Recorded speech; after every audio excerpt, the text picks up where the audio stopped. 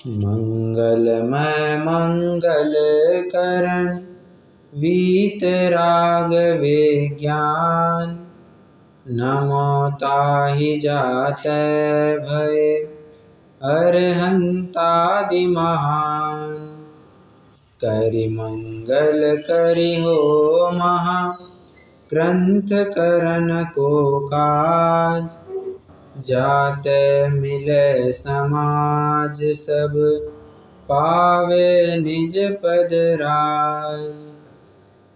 मिथ्या भाव अभाव तै जो प्रगटै निज भाव। सो जयवंत रहो सदा यही मोक्ष उपाय। जो आत्मा को कसे अर्थात दुख दे उसे कषाय कहते हैं। ये परिभाषा हम भागों से पढ़ते आ रहे हैं। बाल बोध में सबसे पहले यही परिभाषा पढ़ाई जाती है कि जो आत्मा को कसे अर्थात दुख दे उसे कषाय कहते हैं। अब ये जीव को किस प्रकार से कषाय दुख देती है इसका विवरण थोड़ा एडवांस लेवल पर पंडित जी साहब कर रहे हैं।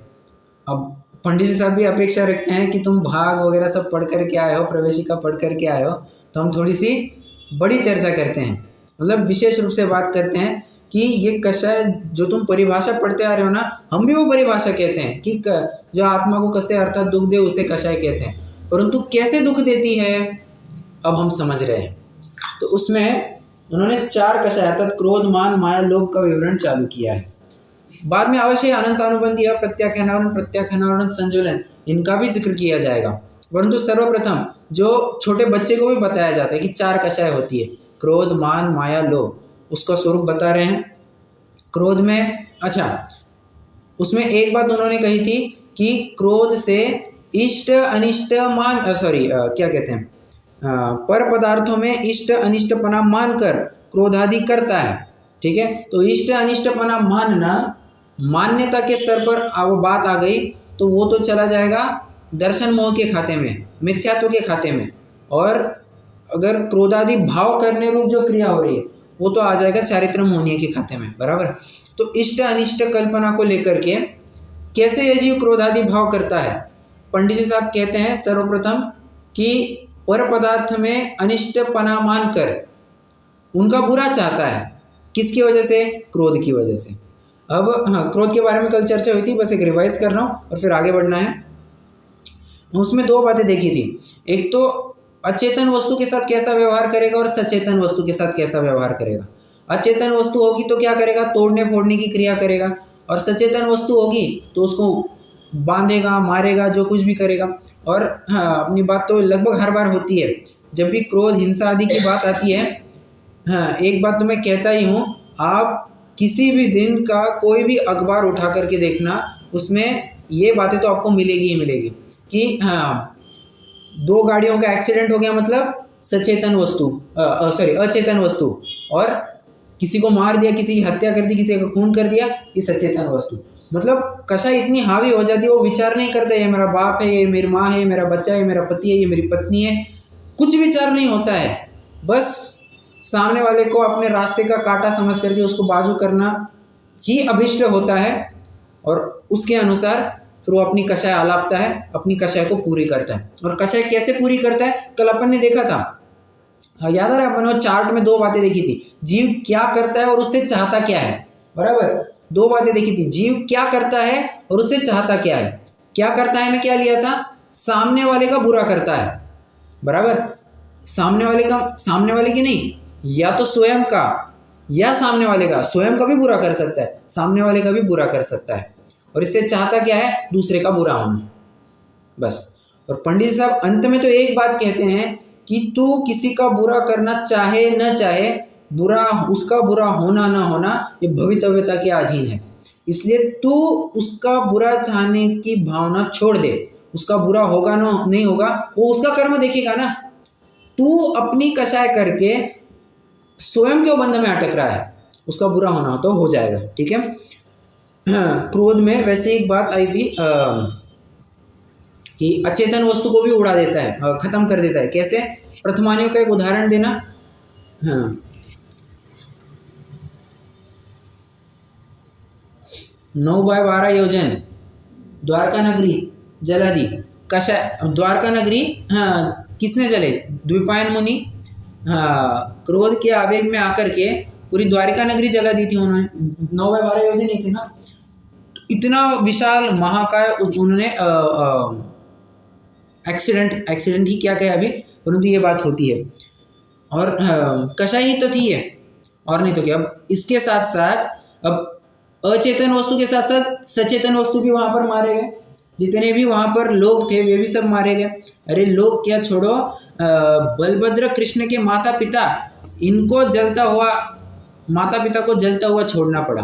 तो ऐसी विचित्रता है। कषाय होने पर सामने वाला जीव क्या करेगा इसका कुछ भान नहीं होता है, कुछ भान नहीं होता है। हाँ, कितनी तो भी घटना ऐसी पढ़ने में आती है कि अब जो स्पोर्ट्स पर्सन होते हैं, स्पेसिफिकली बात करें तो जो शूटिंग में खेलते हैं, नेमबाजी या क्या क्या क्या क्या कहते हैं उसे, हाँ, जो नेमबाज होते हैं या शूटिंग का गेम खेलते हैं, बस इतना समझ लीजिए। तो शूटिंग का गेम खेलते हैं तो उनके पास लाइसेंस रिवॉल्वर होती है। कई बार उस लाइसेंस रिवॉल्वर से ही स्वयं को उड़ा देते हैं। कितने ही जनों की ऐसी बात होती है, मतलब या तो स्वयं का बुरा करेगा या तो दूसरे को उड़ा देगा। क्रोध के बारे में बात हुई, अब मान के बारे में जरा चर्चा करते हैं। मान के साथ साथ और क्या शब्द जुड़ेंगे?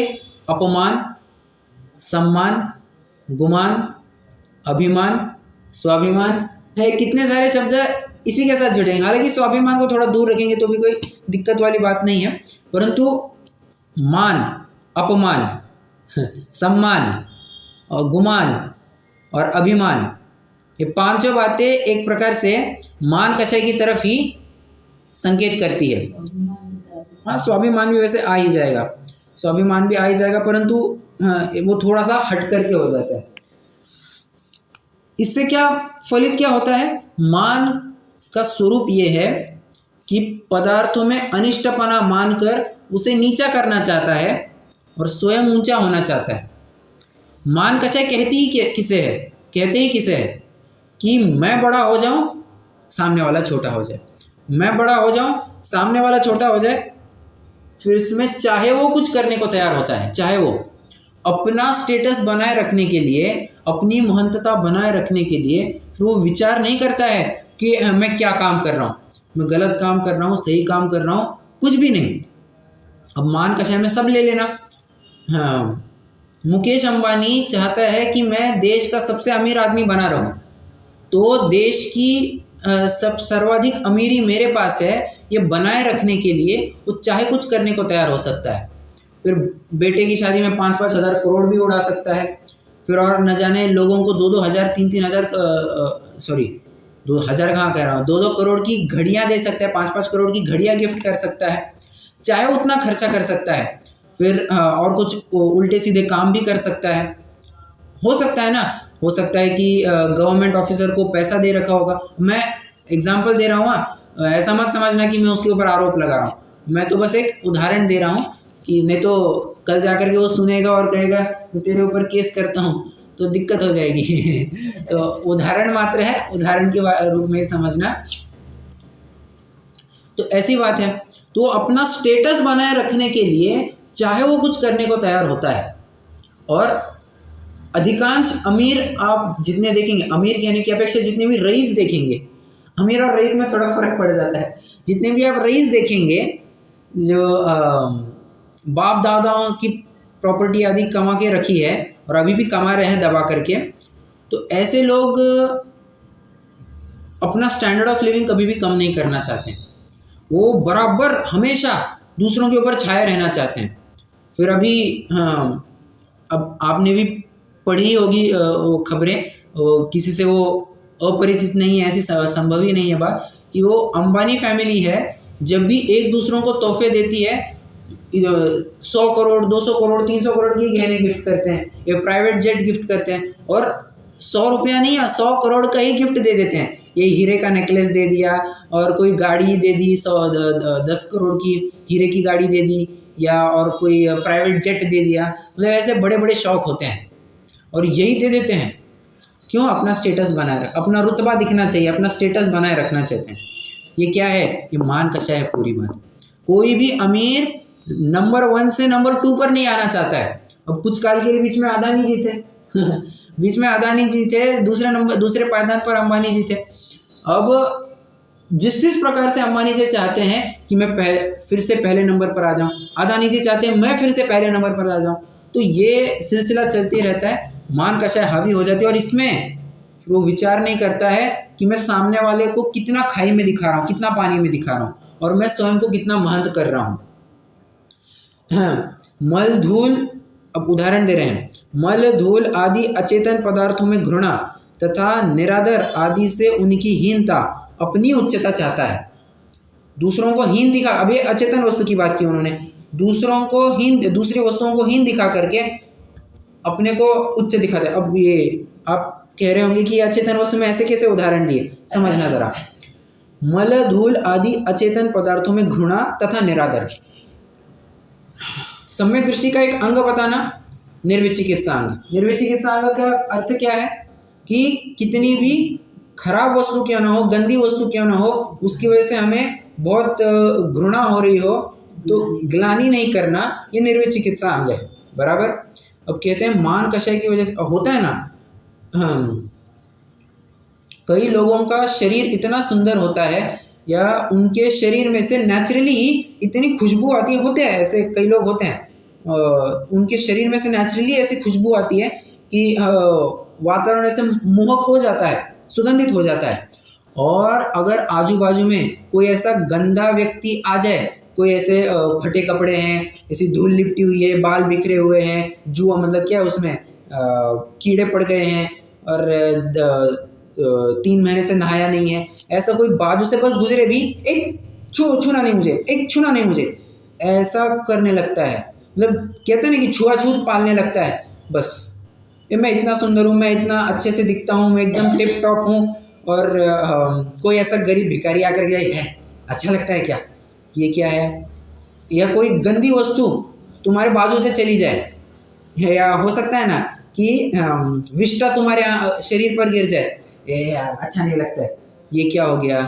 ये मान कषाय है। तुमने अपने शरीर को इतना सुंदर माना कि चाहते हो कि नहीं ऐसा ही बना रहे, एकदम अच्छा बना रहे, और कुछ गंदी बात हो गई उसके साथ, विचार करते हो नहीं ऐसा नहीं होना चाहिए, घृणा करते हैं।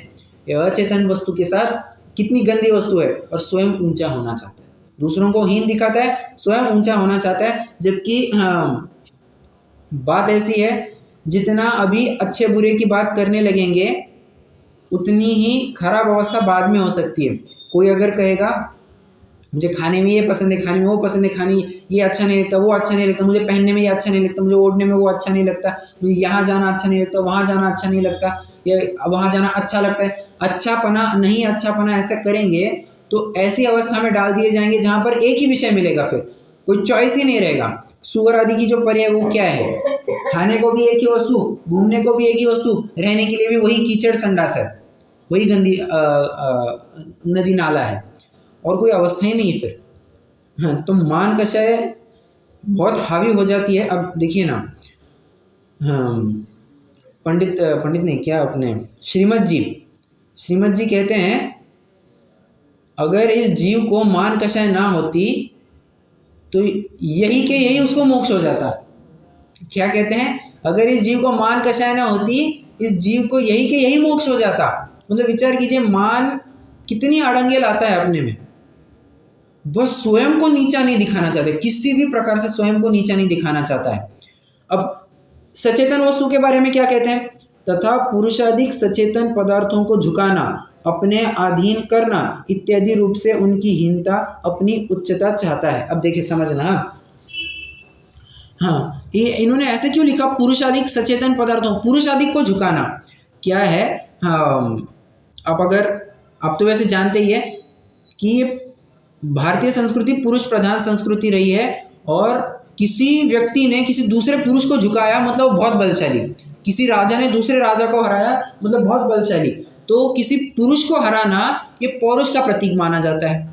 तो उसके ऊपर से कहना चाहते हैं कि पुरुषाधिक सचेतन पदार्थों को, मतलब वो पुरुष भी मेरे सामने झुक रहा है, मतलब देखो मैं कितना वैल्यूएबल हूँ, मेरी कितनी महत्ता है, लोक में मुझे कितनी मान्यता है, तुम देखो जरा। समझ में आ रहा है? तो अपने अधीन करना इत्यादि रूप से उनकी हीनता अपनी उच्चता चाहता है। वो मेरे अधीन है, मैं उसके ऊपर हूँ, मैं उसका बॉस हूँ। वो अरे कंपनियों में जाएंगे तो यही सब लफड़ा चलता है, मैं उसका बॉस हूँ, वो मेरा जूनियर है, वो मेरे अंडर काम करता है, मैं इतने जनों को पालता हूँ, मैं इतने जनों की टीम हैंडल करता हूँ। ये सब क्या है? इतने इतने बड़े लोग मेरे अंडर काम करते हैं। ये सब क्या है? ये मान का शाही तो है। उनको झुकाना, स्वयं नहीं झुकना परंतु दूसरों को अपने अधीन करना, ये मान कषाय है। दूसरों को हीन दिखा करके अपनी उच्चता चाहता है। तथा स्वयं लोक में जैसे उच्च दिखे वैसे श्रृंगार आदि करना तथा धन खर्च करना इत्यादि रूप से औरों को हीन दिखाकर स्वयं उच्च होना चाहता है। ये चार्ट कैसे बनेगा मैं आपको बाद में पॉइंट्स बताऊंगा, ठीक है? अभी बस समझते जाइए। अब यहाँ पर नया बिंदु कह दिया, कहते हैं सचेतन अचेतन वस्तु ठीक है, अब स्वयं के ऊपर क्या कर सकता है?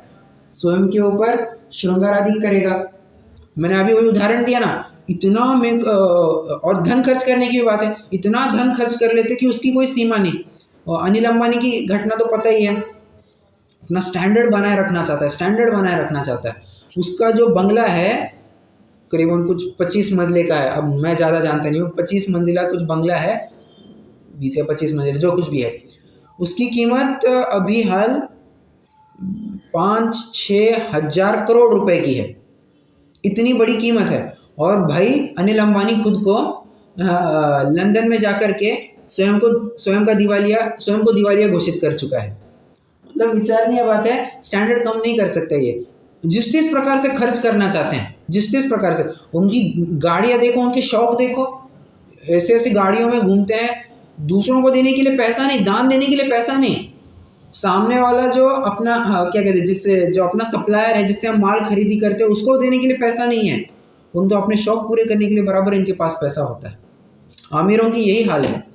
और आप स्वयं विचार कीजिए, आप एक काम कीजिए ना, ऐसे विचार कीजिए आप बहुत अमीर आदमी हैं, करोड़ों रुपए की संपत्ति, आप एकदम ऐशोआराम की जिंदगी जी रहे हैं, एकदम स्टैंडर्ड लाइफस्टाइल जी रहे हैं, एकदम टिप टॉप सब चल रहा है, एकदम अच्छे से चल रहा है, आपको जब चाहिए जो चाहिए जिस समय में चाहिए आप वो कर सकते हैं। और ऐसी अवस्था में है, और ऐसी अवस्था से अगले ही दिन आपको रोडपति बना दिया जाए, करोड़पति से आपको रोडपति बना दिया जाए, क्या आपको अच्छा लगेगा? क्या आप उतना फील कर पाएंगे? अरे करोड़पति भी छोड़ दीजिए, आप वर्तमान की अवस्था को ही विचार कीजिए। हम वर्तमान में इतने सुखी है, वर्तमान में इतने अनुकूलता में है, थोड़ा प्रतिकूलता का झटका लग जाए, हम अपने ही घर से बाहर फेंक दिए जाए, तो विचार करना क्या हम उतना भी सहन कर पाते हैं? नहीं सहन कर पाते। ये क्या, ये मान कषाय है, सब मान कषाय के अंतर्गत चला जाता है। बहुत विचारणीय बिंदु है। पंडित जी साहब का मूल उद्देश्य यहाँ पर जरूर ये है कि जीव की अवस्था बताते हैं। अब जीव की अवस्था ये बताते हैं कि देख तू इस प्रकार की हरकतें करता है, तेरे में ये हरकतें पाई जाती है, इसलिए तेरे रोग है, इतना समझ, ऐसा पंडित जी साहब बताना चाहते हैं। श्रृंगारादिक करना, श्रृंगारादिक के लिए आप है ना,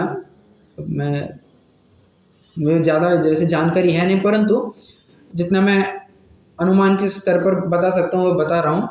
आप किसी भी दिन नहीं, किसी भी शादी में चले जाना, वहाँ पर जितनी भी महिलाएं आई हैं, ये फैक्ट है, ये फैक्ट है, आप सभी ने जाना देखा होगा भी, जितनी भी महिलाएं हैं उन सभी को देखना, आपको एक भी महिला ऐसी एकदम टिप टॉप बिना सजी धजी दिखेगी ही नहीं, सब एकदम अच्छे से सजे हुए हैं। कभी कभी तो लगता है कि जो शादी में आए हैं और जो दुल्हन है, दुल्हन से ज़्यादा श्रृंगार तो शादी में आने वालों ने किया है। कभी कभी तो ऐसा हो जाता है, कभी कभी तो लगता है दुल्हन, शादी करने वाला कौन है बाबा, यहाँ मेकअप इतना हो जाता है।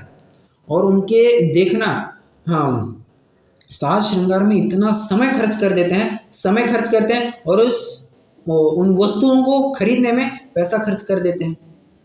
कितनी विचित्रता है। स्वयं पैसा भी खर्च करो, समय भी खर्च करो, और बहुत दिक्कत वाली बात है।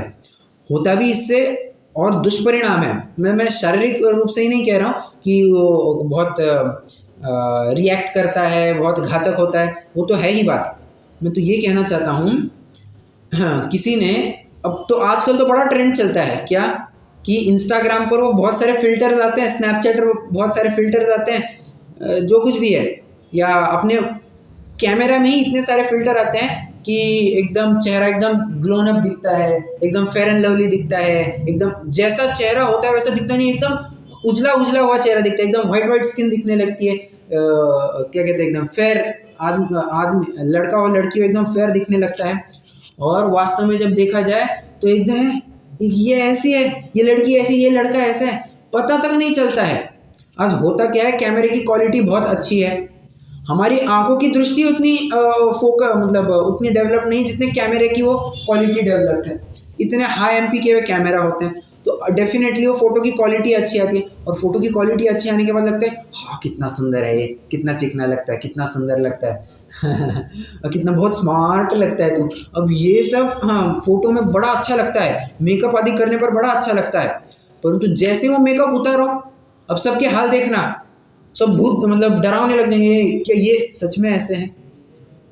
हाँ अधिक क्या कहे, ये जितने भी एक्ट्रेस है, जितने भी एक्टर लोग हैं, उनको देखना किसी दिन मेकअप ना किया हो और किस दिन मेकअप किया हो, चेक करना, बहुत दिक्कत वाली बात है। हाँ तो इसलिए पंडित आशाधर जी, मैं वैसे ही थोड़ा सा ऑफ ट्रैक जा रहा हूँ, बट कहना चाहता हूँ, पंडित आशाधर जी ने जितने भी चोरी के अतिचार लिखे हैं वे ना तत्वार सूत्र से मेल खाते हैं, ना रत्नाकरण श्रावकाचार्य से मेल खाते हैं, ना कहीं और से मेल खाते हैं, तो उन्होंने कुछ अलग ही लिखे हैं।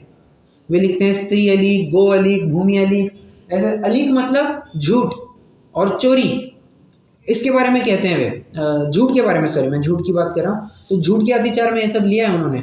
तो भूमि अलीक, स्त्री अलीक, स्त्री अलीक में क्या, पहले तो ये बहुत किया जाता था कि लड़की की एज गलत बताई जाती थी और फिर शादी कराई जाती थी। फिर क्या है, पशु अलीक, पशु अलीक, गो अलीक, सॉरी गो अलीक मतलब क्या होता है, गाय भैंस से पहले बेची जाती थी, तो मान के चलिए सौदा हो गया कि भाई मेरे को गाय बेचनी है, तो क्या किया जाता है, एक दिन उसका दूध ही नहीं निकालते थे, और जिस दिन वो खरीदने आने वाला है उसको दिखाया जाता है, देख भाई इतना दूध निकलता है, तो उसको कहते कि अरे गाय इतना दूध देती है, तो ज़्यादा दाम दे करके खरीद लेता था। ये क्या हो गया, गो अलीक। स्त्री अलीक के भी बारे में ऐसी बात आती है, मतलब जिस प्रकार से अपना स्टेटस बनाए रखना चाहता है, कुल मिलाकर के बात इतनी कहना चाहते हैं, जिस प्रकार से स्वयं को ऊंचा दिखाना चाहता है और उनको हीन दिखाना चाहता है, बस यही बात कहते हैं। तथा अन्य कोई अपने से उच्च कार्य करे उसे किसी उपाय से नीचा दिखाता है, और स्वयं नीचा कार्य करे उसे उच्च दिखाता है। पॉलिटिक्स में क्या चलता है, पॉलिटिक्स, वैसे पॉलिटिक्स की बात खरेखर मायाचारी में ज़्यादा आएगी, क्योंकि पॉलिटिक्स में हमें लगता है कि सभी दूध के धुले होंगे, आज तक कोई भी दूध का धुला नहीं है, सभी एक ही माल के मनी हैं, मतलब मोदी क्या और गांधी क्या और केजरीवाल क्या और कोई साउथ का कोई क्या, सब एक ही है। लगता है कि यार ये बहुत बड़ा अच्छा है, ये बहुत अच्छा है, कुछ नहीं, सभी अपने करप्शन फ्रॉड में लगे ही रहते हैं, ये मायाचारी में, और स्टेटस बनाए रखना चाहते हैं, मैं कम नहीं दिखना चाहिए। मैं बार बार इसलिए कह रहा हूँ क्योंकि मान कषाय के स्वरूप में पंडित साहब ने स्वयं 4-4 दफे एक ही बात लिखी है, क्या, औरों को हीन दिखाना चाहता है, स्वयं को उच्च दिखाना चाहता है। अब देखिए ना, प्रत्येक लाइन में उन्होंने यही बात लिखी है, औरों को नीचा दिखाना चाहता है, स्वयं को उच्च दिखाना चाहता है, ठीक है। इस प्रकार मान से अपनी महंतता की इच्छा तो हो, महंतता होना भवितव्य आदि ने, तू कितना भी प्रयास कर कि मैं बड़ा हो जाऊं, मैं बड़ा हो जाऊं, कुछ नहीं होता है। अरे कितने ही ऐसे उदाहरण है कि कोई ज्यादा पब्लिसिटी नहीं करते, कुछ नहीं, दुनिया बराबर से उनके पास आकर के उनसे सलाह मशवरा लेकर के जाते हैं और प्रसिद्ध हो जाते हैं बिना कोई पब्लिसिटी किए। और कई बार ऐसा तो होता है कि एडवर्टीजमेंट इतनी करते हैं, पब्लिसिटी इतनी करते हैं, फ्लॉप हो जाती है वो चीज़, वो व्यक्ति, वो वस्तु एकदम फ्लॉप हो जाती है, कई बार ऐसा हो जाता है, ठीक है। तो ऐसी कोई बात नहीं है कि कुछ करेंगे, सामने वाले में कुछ करेंगे या अपने में कुछ करेंगे तो अपनी महंतता बढ़ेगी, ऐसा कुछ नहीं है। अपनी महंतता ये पूरे भवितव्य के अधीन है, ठीक है। अब चलिए, अब चार्ट बनाना था, चार्ट वैसे मैं बना चुका हूँ, मेरा चार्ट बन करके रेडी है, मैं आपको ग्रुप पर वैसे डाल दूंगा, ठीक है। तो अभी तो आप बनाइए, ठीक है, अभी तो आप हाथों हाथ बना लीजिए ताकि आपको फिर बाद में अलग से लिखना ना पड़े। हाँ, तो क्रोध का अपना हो गया था प्रकरण, ठीक है। अब मान में देखते हैं क्या लिखना है। नंबर 2 पर है मान, कषाय के अंतर्गत लिखेंगे मान। ये सभी जन लिख रहे हैं ना?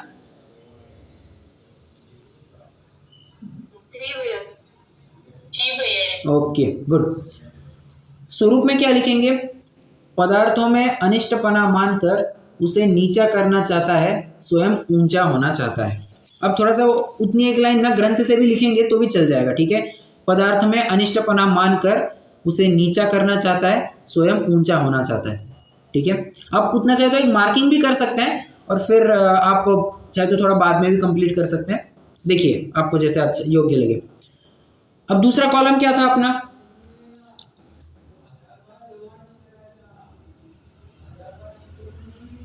तीसरा ना? हाँ तीसरा, सॉरी तीसरा हाँ, बराबर, अचेतन वस्तु के साथ व्यवहार।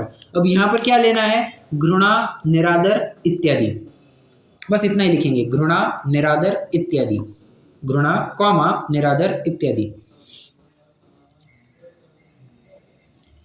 ब्रैकेट में जैसे मल धूल, ब्रैकेट क्लोज, जैसे मल धूल। चौथा कॉलम है अपना चेतन वस्तु के साथ व्यवहार। चेतन वस्तु के साथ कैसा व्यवहार करता है? तो लिखेंगे पुरुषाधिक को झुकाना, पुरुषाधिक को झुकाना,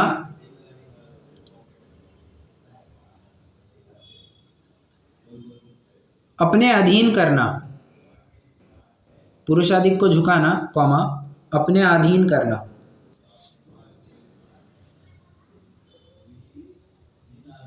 आदिक में सब आ जाएगा, स्त्री हो पुरुष हो सब आ जाएगा फिर, ठीक है।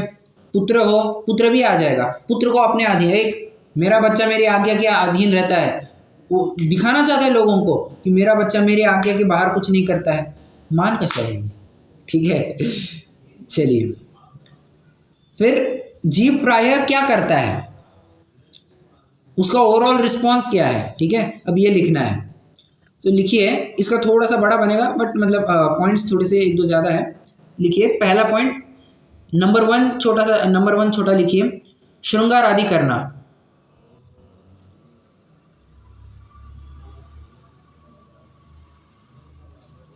नंबर 1 पे लिखेंगे श्रृंगार करना, इतना लिखा तो भी चलेगा, कोई दिक्कत नहीं। नंबर 2, पॉइंट नंबर 2, धन खर्च करना।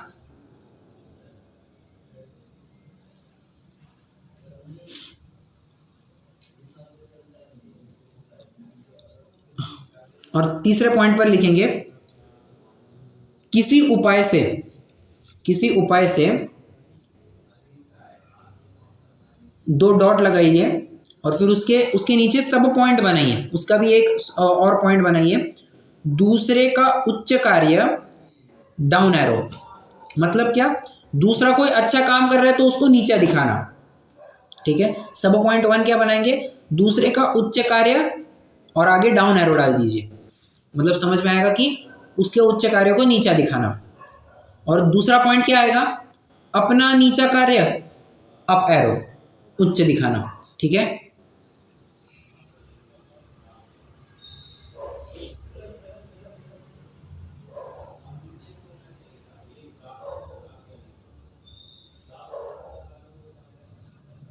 सेकेंड लास्ट कॉलम, जीव इससे चाहता क्या है? अब पंडित जी साहब हर पंक्ति में एक ही बात कह रहे थे, क्या? औरों की हीनता, स्वयं की उच्चता, औरों की हीनता और स्वयं की उच्चता, ये लिखिए।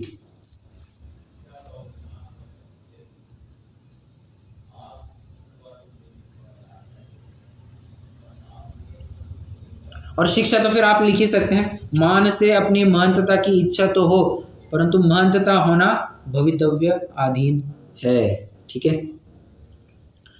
चलिए, मान कषय के बारे में चर्चा अपनी हो गई, अभी हम माया की तरफ चले जाते हैं। अरे वैसे मान के बारे में वैसे ही कह दूं, प्रथमानियों की घटना बताना जरा, जहाँ पर मान कषाय बड़ी हावी हो गई थी?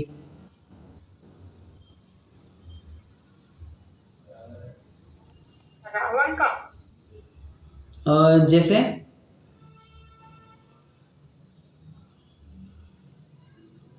जैसे रावण को घमंड था कि उसको कोई हरा नहीं सकता।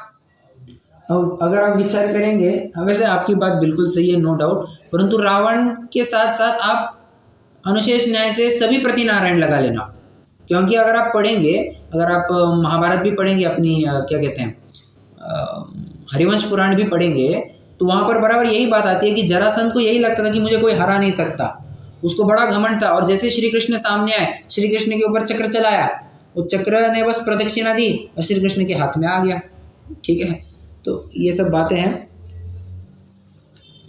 और एक है भरत और बाहुबली, उनका झगड़ा भी क्यों हुआ था? एक मान कसाई तो बीच में आड़े आ गई थी, बराबर, बस ये दिक्कत है, मान कसाई की वजह से भाई भाई में झगड़ा हो गया। चलिए अब तीसरी कक्षा के बारे में ज़रा बात करते हैं। नोटबुक अभी बंद ही कीजिए, लिखाना होगा तो जब मैं लिखा दूंगा। तीसरी, अच्छा एक बात कहना चाहता हूँ, आप नोट कर रहे हैं, क्रोध में इन्होंने कहा अनिष्टपना, मान के लिए इन्होंने कहा अनिष्टपना। अब माया के लिए जरा पढ़िए, तथा माया का उदय होने पर किसी पदार्थ को इष्ट मानकर, माया के लिए इन्होंने इष्ट शब्द का प्रयोग किया है। और लोभ के लिए भी पढ़ना जरा, तथा लोभ का उदय होने पर पदार्थों को इष्ट मानकर, मतलब समझ रहे हैं आप, यहाँ पर हाँ 25 कषाय में से जो 16 कषाय हैं उनको 2 भागों में विभाजित कर दिया, कौन सी इष्ट रूप है कौन सी अनिष्ट रूप है, अर्थात कौन सी राग रूप है कौन सी द्वेष रूप है। तो क्रोध और मान को तो इन्होंने द्वेष रूप डाल दिया, और माया लोभ को तो इन्होंने राग रूप डाल दिया। परंतु एक प्रश्न है मेरा, क्या ये अपेक्षा भी बदली जा सकती है? अभी अपन ने देखा कि क्रोध और मान को द्वेष रूप कषाय में लिया, माया लोभ को मान रूप राग रूप कषाय में लिया, इसमें अपेक्षा बदल भी कुछ हो सकती है क्या? जहाँ राग है वहाँ द्वेष है ही। ऐसे करके हम क्रोध कर रहे हैं तो किसी के ऊपर अपने को द्वेष है, तो हो सकता है कि किसी के राग के वश हम किसी और पे द्वेष कर रहे हो। परफेक्ट, बहुत बहुत सुंदर उत्तर दिया। अरे भाई साहब, जब अपन किसी वस्तु से इष्टपना कह रहे हैं, अनिष्टपना कहीं ना कहीं आ ही गया है, क्योंकि इष्ट अनिष्टपना एक ही सिक्के के 2 पहलू है। अगर हमने हेड्स कहा है, छापा कहा है, तो काटा भी होगा ही होगा। ठीक है, हेड्स कहा है तो टेल्स होगा, छापा कहा है तो काटा होगा ही होगा। समझ में आ रहा है? मतलब हमने किसी वस्तु में इष्ट मान्यता की, मतलब अवश्य ही तुमने किसी के साथ अनिष्ट मान्यता भी कर ही ली है। अपन ने, आपको याद आ रहा होगा 6 ढाला में शायद दूसरी ढाल चली थी, दूसरी ढाल के अंतर्गत 7 तत्व संबंधी भूल के प्रकरण में ये प्रकरण लिया था कि एक वस्तु से इष्टपना माना, दूसरे वस्तु से अनिष्टपना माना, अनिष्टपने के भाव हुए। अब ये तो बात चलती रहती है, ये बात चलती रहती है। अगर आपने किसी, सिंपल सी बात है, हाँ, आप कहते हो कि मुझे क्या कहिए, मैं उदाहरण लेता हूँ, मुझे गुलाब जामुन पसंद नहीं है। ठीक है, मुझे गुलाब जामुन पसंद नहीं, मतलब तुम्हें कोई ना कोई चीज़ अच्छी लगती होगी ना, तभी जाकर के तुम कह रहे हो कि गुलाब जामुन अच्छे नहीं लगते हैं। या तुम कहते हो कि नहीं मुझे जलेबी बहुत अच्छी लगती है, मतलब तुम्हें और कुछ अच्छा नहीं लगता है ना। कहना चाहते हैं तुमने इष्ट अनिष्ट मान्य एक भी कोई भावना की, इष्ट की भी भावना कोई ना की, आपने किसी ने वस्तु में अनिष्टपना मान ही लिया है। ठीक है, तो इस अपेक्षा से आप क्रोध और मान को भी राग रूप कषाय में ले सकते हैं, माया और लोभ को भी द्वेष रूप कषाय में ले सकते हैं। पूरी अपेक्षा, पूरी छूट है, कोई दिक्कत नहीं। क्यों? अपेक्षा अपने साथ है, तो ऐसी भी बात कह सकते हैं।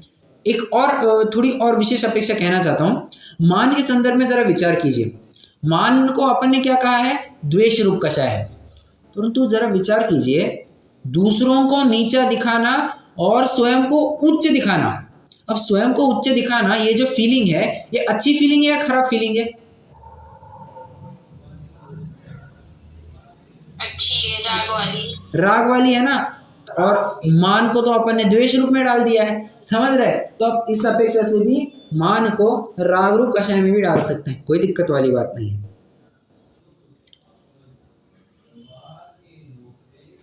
ठीक है, चलिए। तो प्रकरण कहाँ से चला? इष्ट अनिष्टपने के ऊपर से मैंने बात चालू की। हाँ, राग द्वेष के ऊपर से मैंने बात, कौन सी कषाय राग रूप है, कौन सी कषाय द्वेष रूप है, ये अपन ने समझ लिया। अब मूल प्रकरण में आते हैं। तथा माया का उदय होने पर किसी पदार्थ को इष्ट मानकर नाना प्रकार के छलों द्वारा उनकी सिद्धि करना चाहता है। अब मायाचारी कहते हैं, हाँ, मायाचारी मतलब क्या? वचन में मन में कुछ, वचन में कुछ और शरीर की क्रिया में कुछ, बराबर। मन वचन काय के स्तर पर कहीं पर भी टकराव दिखा, तू कहता कुछ है करता कुछ और है, सोचता कुछ और है कहता कुछ और है, करता कुछ और है, मतलब ये क्या हो गया? ये मायाचारी हो गई। ठीक है, तो मायाचारी में छल करना, छल करता है। अब छल के लिए आज के ज़माने में बहुत ही सोफिस्टिकेटेड वर्ड का यूज़ किया जाता है। कोई बता सकता है? कहने को तो क्या कह सकते हैं? ये बड़ा चालू आदमी है, या ये बड़ा ही छलिया है। अब इसके जगह पर अंग्रेजी में एक बड़ा ही सोफिस्टिकेटेड वर्ड यूज़ किया जाता है, किसी को पता है?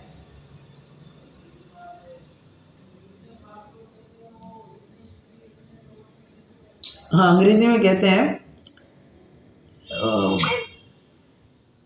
हाँ बोलिए। क्रिकेट बोलते हैं क्या? क्रिकेट भी, वो क्रिकेट भी कैसे थोड़ा सा हार्श वर्ड हो सकता है, सोफिस्टिकेटेड वर्ड ऐसे यूज करते हैं। डिप्लोमेटिक कहते हैं, बड़ा ही डिप्लोमेटिक आदमी है। और 3 इडियट्स पिक्चर भी आपने देखी होगी, वहां पर भी वो इंटरव्यू को जब जाता है तो क्या कहता है?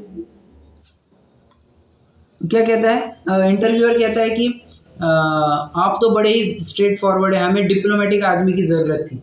अब डिप्लोमेटिक मतलब क्या?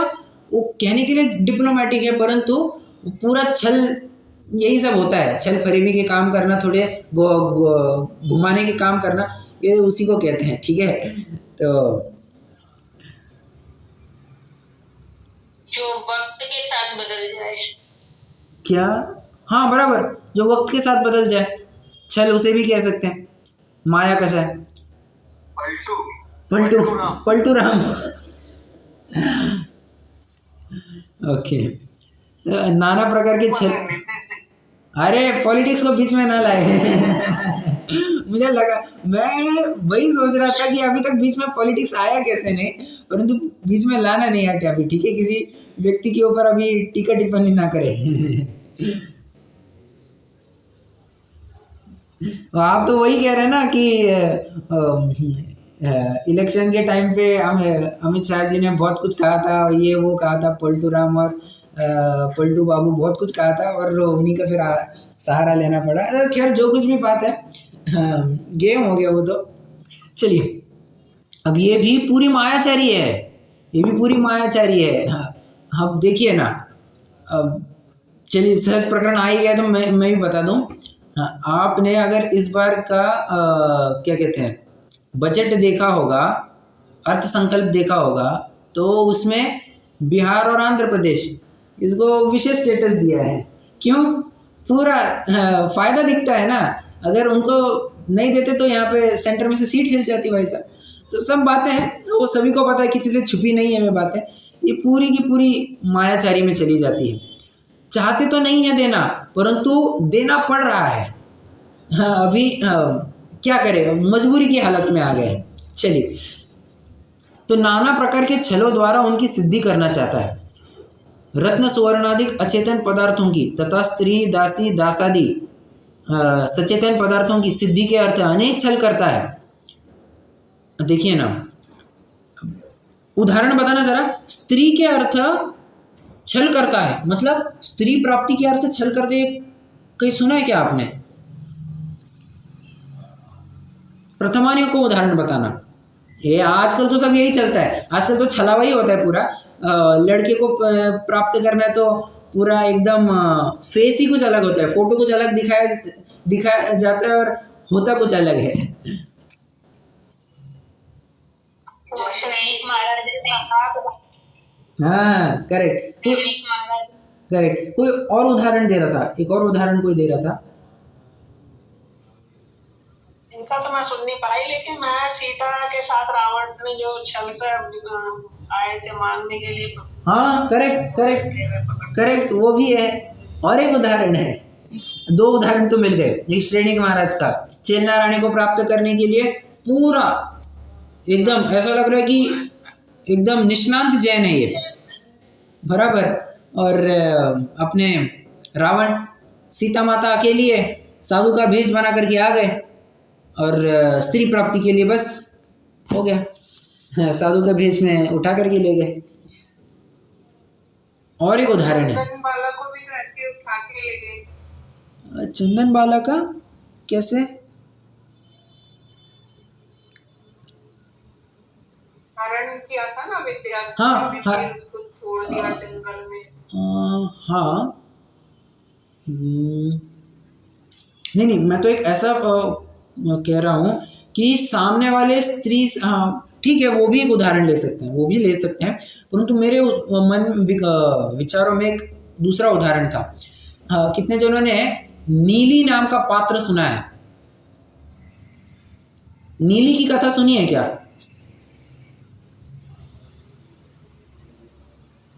जी भैया जी, तो ये थोड़ी थोड़ी याद है। थोड़ी थोड़ी याद है।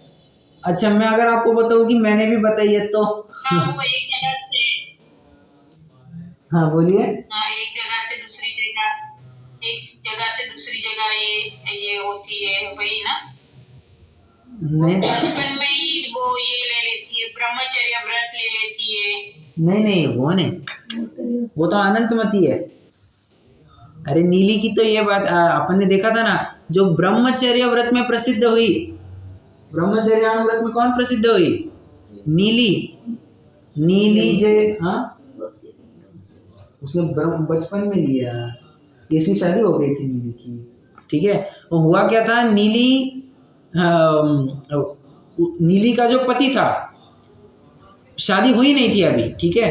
तो शादी से पहले उस व्यक्ति को नीली के साथ शादी करनी थी, ठीक है, परंतु धर्म तो दोनों का अलग अलग था। नीली एकदम प्योर जैन, उसका परिवार पूरा जैन, हाँ, उसके पिता तो इस मान्यता के और वो भी इस मान्यता की, मुझे चाहे कुएं में ढकेल देना, अन्य मती के घर में शादी नहीं कराना।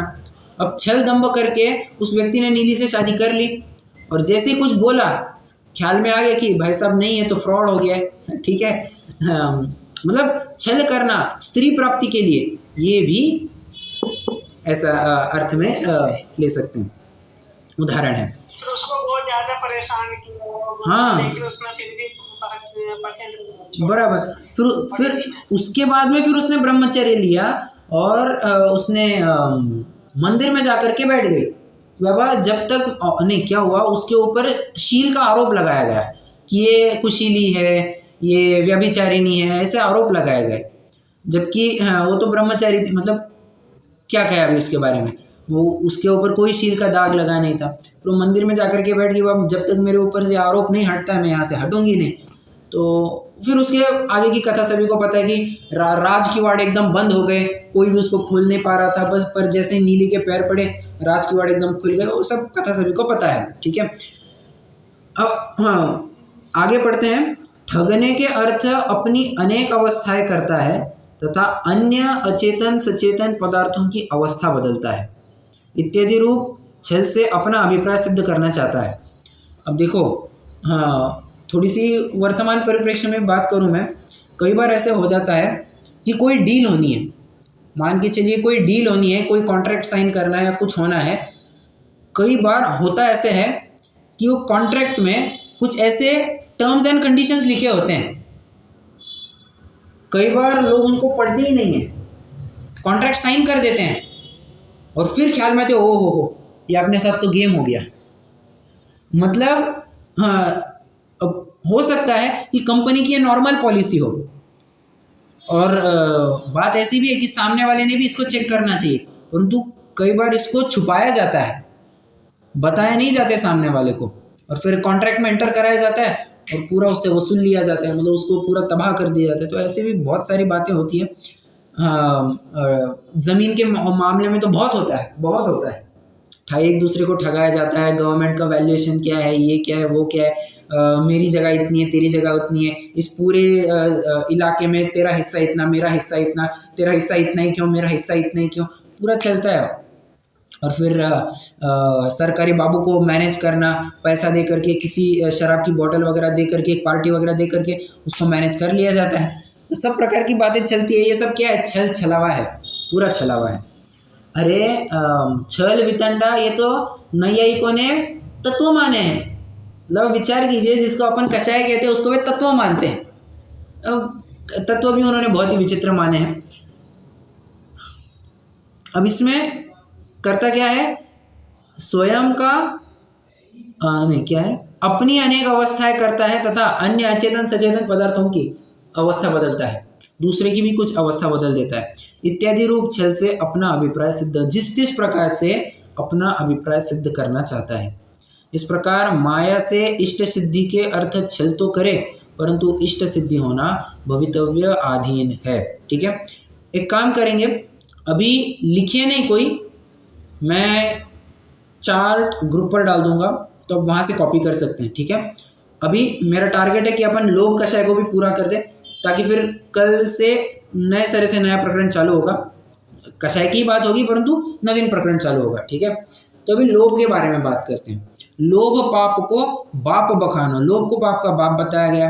अब लोभ के उदय से क्या होता है? फिर से वही बात, इष्ट मान करके उस वस्तु की प्राप्ति चाहता है, वो चाहता है कि ये वस्तु मुझे मिल जाए। अब क्या क्या चाहता है? वस्त्राभरण, धन धान्य आदि अचेतन पदार्थों की तृष्णा होती है, तथा स्त्री पुत्र आदि चेतन पदार्थों की तृष्णा होती है, तथा अपने को या अन्य सचेतन अचेतन पदार्थों को कोई परिणमन होना इष्ट मानकर उन्हें उस परिणमन रूप परिणमित करना चाहता है। मतलब हमें लगता है कि सामने वाला अगर ऐसा करेगा तो मुझे अच्छा होगा, तो सामने वाले को वैसा परिणमित कराएगा, ये स्वयं को वैसा परिणमित करेगा जैसा उसको अच्छा लगे। इष्ट प्राप्ति के अर्थ वो ये सब करता है। और अंत में शिक्षा तो बराबर से वही देते हैं कि इस प्रकार लोभ से इष्ट प्राप्ति की इच्छा तो, परंतु इष्ट प्राप्ति होना भवितव्य के अधीन है। एक प्रश्न उपस्थित होना स्वाभाविक है। वैसे ये प्रश्न आपको बाद में भी उपस्थित होगा, मैं बाद में भी पूछूंगा आपको। जब पुरुषार्थ से मोक्ष की प्राप्ति नाम का प्रकरण चला है पंडित जी साहब ने इसी मोक्ष मार्ग प्रकाशक ग्रंथ में, तब वहां पर तो वे भवितव्य कुछ होती ही नहीं, ऐसी बात कह दी, मतलब उसी आशय की बात कह दी। तो भवितव्य के अधीन जाता है, भवितव्य के अधीन होता है, क्या कहते हैं, होनहार बतलाता है, और पुरुषार्थ के कामों में आलसी होकर के निरुद्यमी हो गया है। और क्या इसलिए कहते हैं कि तुझे तो पुरुषार्थ करना चाहिए, पुरुषार्थ करेगा तो ही काम होगा। और यहाँ पर क्या कहते हैं? भवितव्य की बात कहते हैं। हाँ, समझना अपेक्षा है, किस प्रकरण में किस अपेक्षा को ध्यान में रखते हुए किस बिंदु को ऊर्ध्व किया, ये हमें समझ में आना चाहिए। बिना किसी भी लक के पुरुषार्थ भी कोई काम का नहीं, और बिना पुरुषार्थ के कोई लक भी काम का नहीं। तो पुरुषार्थ भी होता है, लक भी होता है, तब जाकर के काम होता है। परंतु जिस प्रकरण में जिसको ऊर्ध्व करना होता है उसको ऊर्ध्व किया जाता है। ठीक है, यहाँ पर भवितव्य को बताना है, सामने वाले के कर्तृत्व बुद्धि के ऊपर थोड़ा सा प्रहार करना है और उसकी कर्तृत्व बुद्धि कम करनी है। इसलिए फिर ये बात बताई जाती है कि भवितव्य के अधीन जानना। ठीक है, इस प्रकार क्रोधाधिक उदय से आत्मा परिणमित होता है। कषाय से जो अपना प्रकरण था क्रोधमान माया लोभ से, वो अपना प्रकरण पूरा हो गया है। कोई प्रश्न हो तो पूछ सकते हैं।